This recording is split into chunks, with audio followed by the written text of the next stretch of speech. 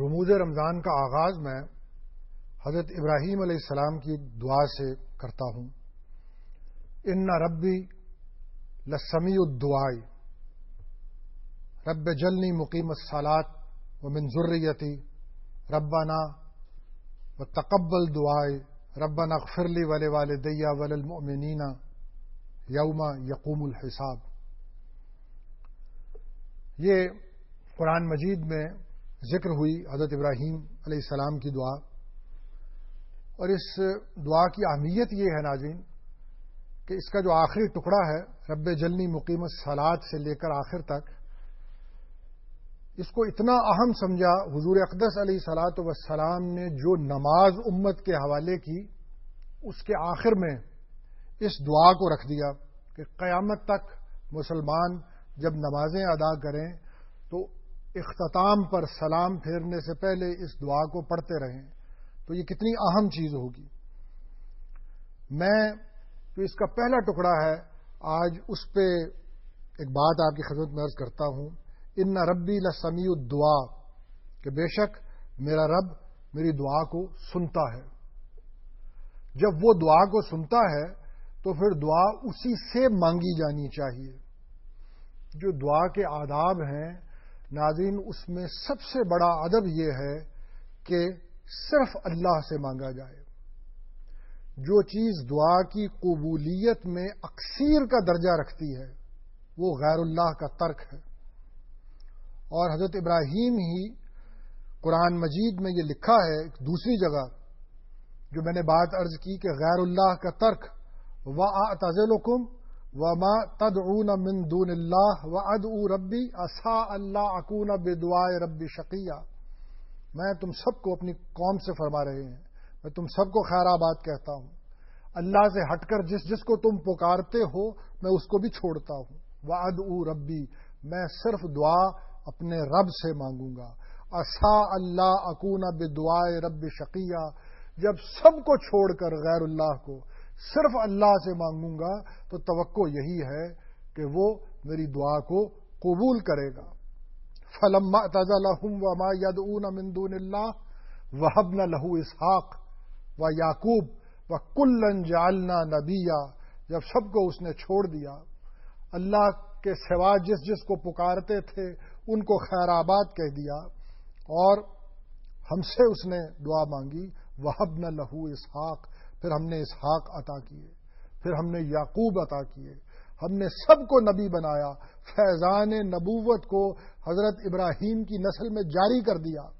تو قبولیت دعا غیر اللہ کا ترک یہ اکثیر ہے۔ ناظرین، یہ تو دعا سے متعلق رموز رمضان کے فارمیٹ کے مطابق۔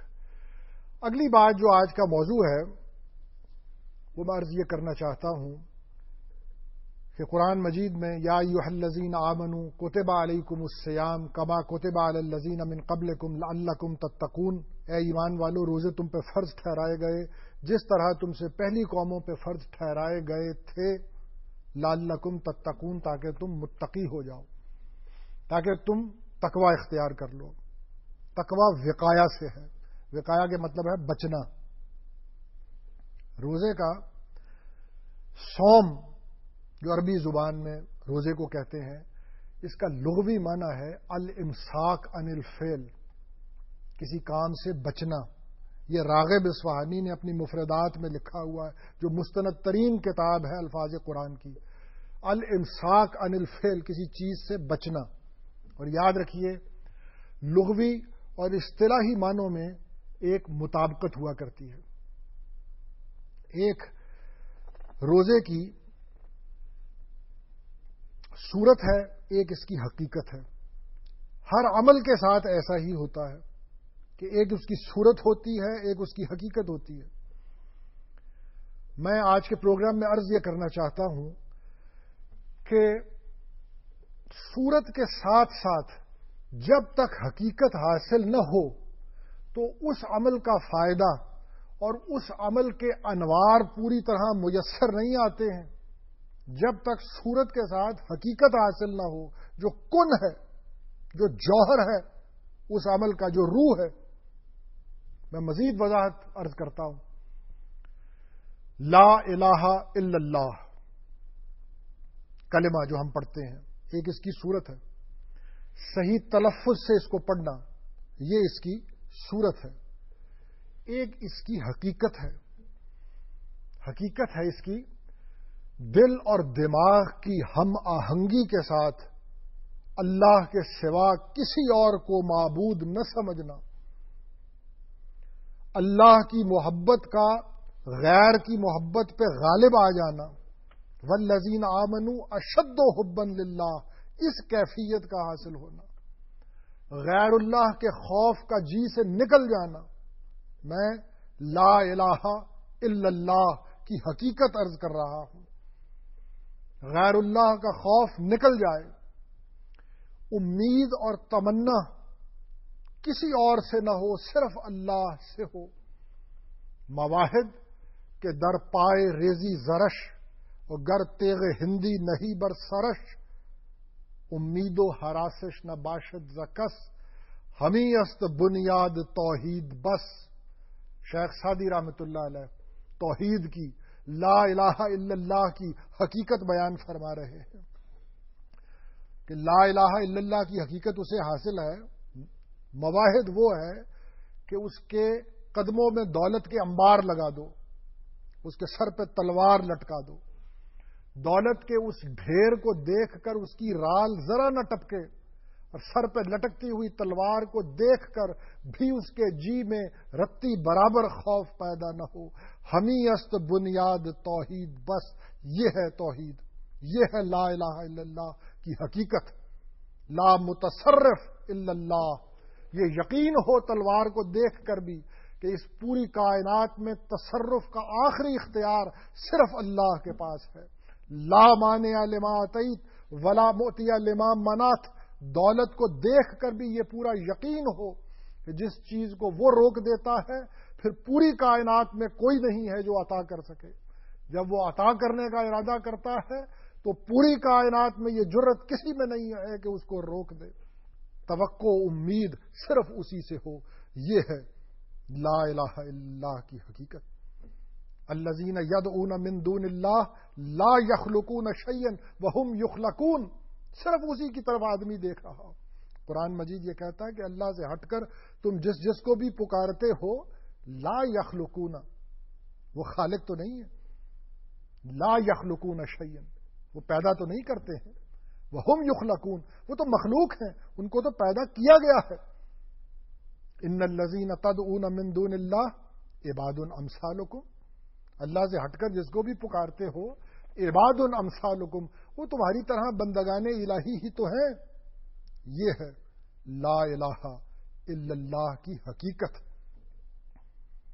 کہ جب بھی دیکھے اسی کی طرف دیکھے، جب بھی مانگے، وہ جو حضور علیہ الصلوۃ والسلام نے عبداللہ بن عباس رضی اللہ تعالیٰ عنہ کو نصیحت کی تھی کہ اذا سالت فاسأل اللہ واذا استعنت فاستعن باللہ، کہ دیکھو جب بھی سوال کرنا اللہ ہی سے سوال کرنا، جب بھی مدد چاہنا اللہ ہی سے مدد چاہنا۔ توحید تو یہ ہے، مولانا محمد علی جوہر کہتے ہیں، توحید تو یہ ہے کہ خدا حشر میں کہہ دے یہ بندہ دو عالم سے خفا میرے لیے ہے۔ تو اگر لا الہ الا اللہ نہ ہو ناظرین مسلمان کے جی میں، تو پھر آدمی مردہ ہو جاتا، پھر قوم مردہ ہو جاتی ہے، پھر غیروں سے ڈرتی ہے، پھر غیروں سے ہیبت زدہ رہتی ہے۔ لا الہ الا اللہ کی حقیقت حاصل نہ ہو پھر کوئی وقار نہیں ہوتا ہے، پھر تمکنت نہیں ہوتی ہے۔ ایسے آدمی کا اسلام کیا اسلام ہوا، ایمان کیا ایمان ہوا۔ تو عمل کی صورت اور اس کی حقیقت، نماز کی ایک صورت ہے، یہ قیام، قعود، سجود، یہ اس کی صورت ہے، لیکن ایک نماز کی حقیقت ہے، جذب دروں، خشوع و خضوع، للہیت، توجہ الی اللہ۔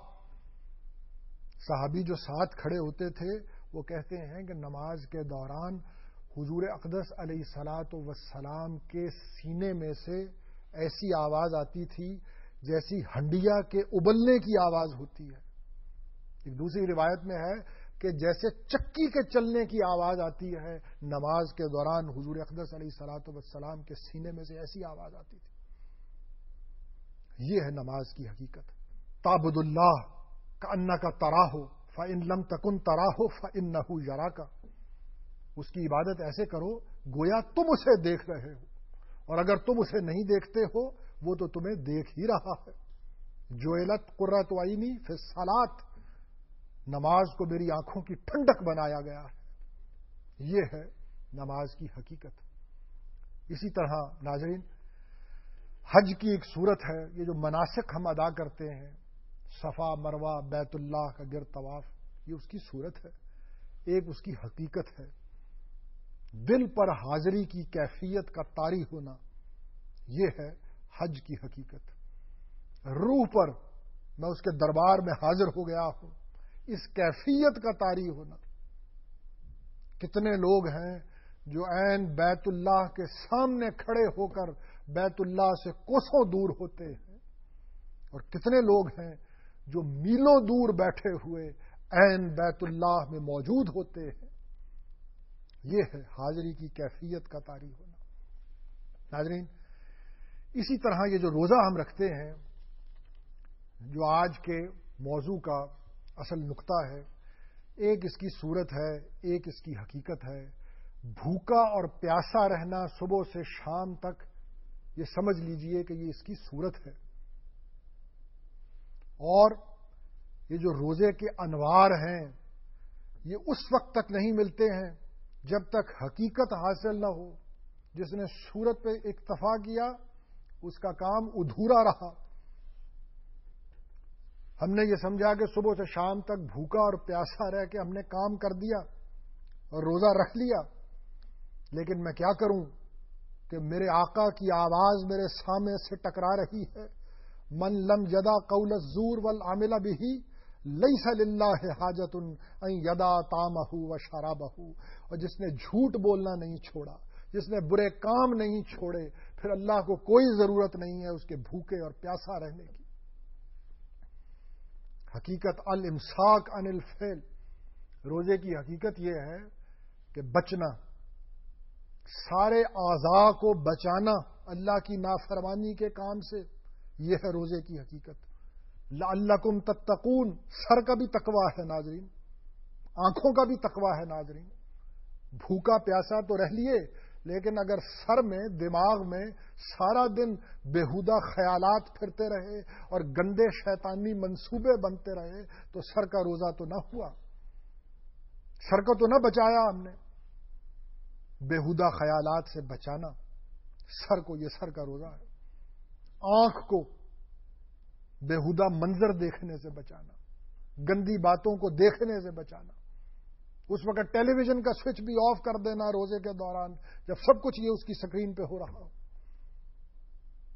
یہ آنکھ کا روزہ ہے، کیونکہ آنکھ ہی تو یہ جتنا ڈیٹا ہے یہ دماغ کو بھیجتی ہے، پھر وہاں سب منصوبے بنتے ہیں. کان کو بچانا غیبت سے، سننے سے، اور جتنی بری چیزیں ہیں جن سے لذت آتی ہے، کان کو اس سے محفوظ رکھنا. زبان کو لعلکم تتقون، سارے اعضاء متقی ہو جائیں، اس کے ساتھ روزہ مکمل ہوتا ہے ناظرین. زبان کو جھوٹ سے، غیبت سے، کسی دوسرے مسلمان کو تکلیف دینے سے، کسی کی تضحیق کرنے سے. المسلم من سلم المسلمون من لسانہ و یدہ و لسانہ. حضور اقدس علیہ الصلوۃ والسلام تو یہ فرمائے کہ مسلمان تو وہ ہے جس کی زبان اور جس کے ہاتھ سے دوسرے مسلمان محفوظ رہے. اولیاء اللہ کی شان میں گستاخی کرنے سے. من عاد لی ولی فقد آذنتہ بالحرب، کہ جس نے میرے کسی دوست سے عداوت رکھی میں اس کے خلاف اعلان جنگ کرتا ہوں. حدیث قدسی عرض کر رہا ہوں. والدین کی شان میں گستاخی سے زبان کو بچانا، یہ زبان کا روزہ ہے. دل کو محفوظ رکھنا حسد سے، ریا سے،